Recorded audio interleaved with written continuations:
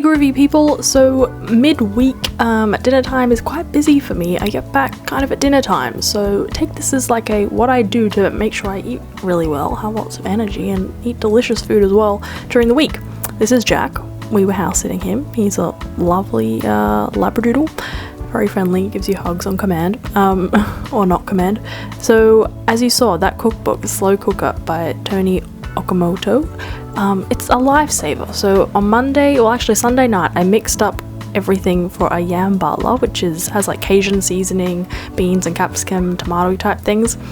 It's very scrumptious. I highly recommend. You could probably make a no slow cooker without it, definitely, easily. So I mixed it up Sunday night, so then on Sunday morning all I had to do was flick it on and then I could go to my day and it'd be ready when I come home. Slow cookers are lifesavers and a very underrated kitchen electrical devices. So then my mum was going to put in like 30 minutes before a serving time some veggie sausages so they could just, heat up and become all saucy and Cajun like. So yeah, when I got home we served it over rice and had some steamed broccoli with it, and it's so like filling and great when you're really, really hungry.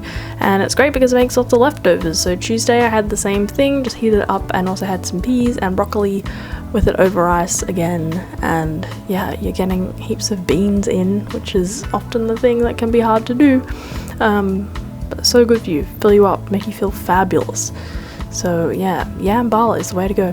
Oh, and my hot for food cookbook that I'd pre-ordered arrived, and my brother got it before me and actually made the cheesecake. It's like a New York style baked cheesecake.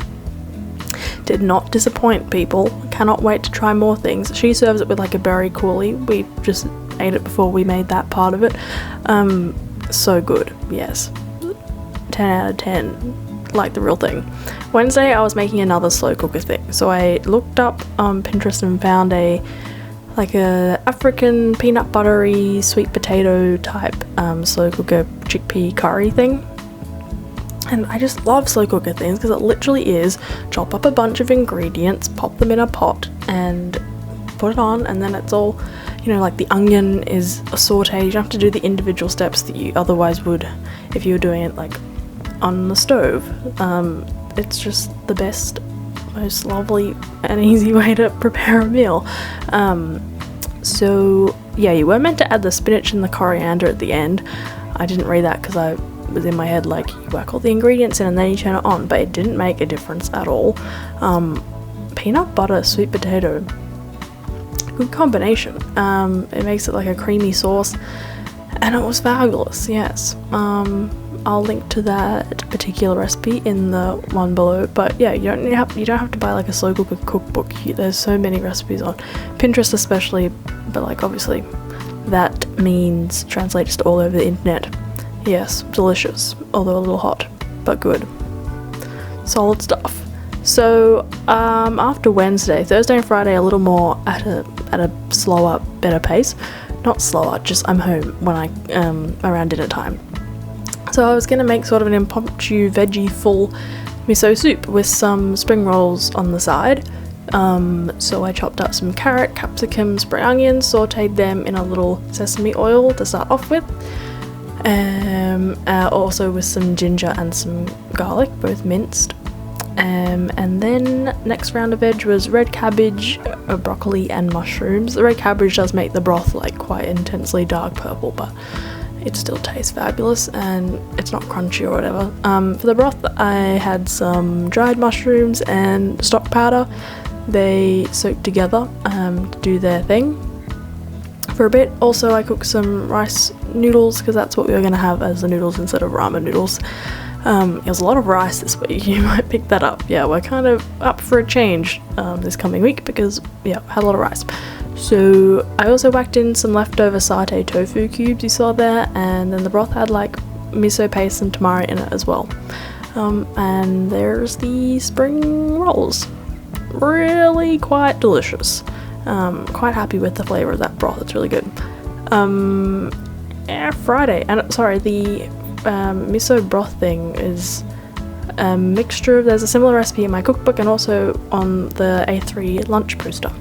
Fun fact. So Friday a friend was coming over and I made from my cookbook the cauliflower pesto wings in lettuce cups. So you just coat them in batter and then put them in the oven, and halfway through you mix them through pesto. It's also served with an aioli, and then you serve them in iceberg lettuce cups. There's the pesto, which also had some vegan parmesan in it, as you saw. And while this was all cooking, I snacked on some vegan prawn chips from Aldi. They were in a previous Aldi video. Yeah, they were good for the first few bites, but they didn't really taste like prawn after that. It sort of just tasted like rice. And I didn't film us eating the whole lot, but I did sample one beforehand just to check they were fabulous, and they were probably the best ones I've ever made. They were so flavorful. The aioli has like capers and onion and dill, lemony mayo type situation going on there for it, and the lettuce cups with the pesto cauliflower, it's messy, probably not the best date food as my friend said, but so delicious. So that was like a fabulous journey of eating, from slow cooker healthy bean things all the way through to delish cauliflower pesto cup things. Yes, so thanks for watching as usual, honey bunches, and tell me what you eat when you don't have much time at all. What saves you during the week? See ya, honey bunches. Bye.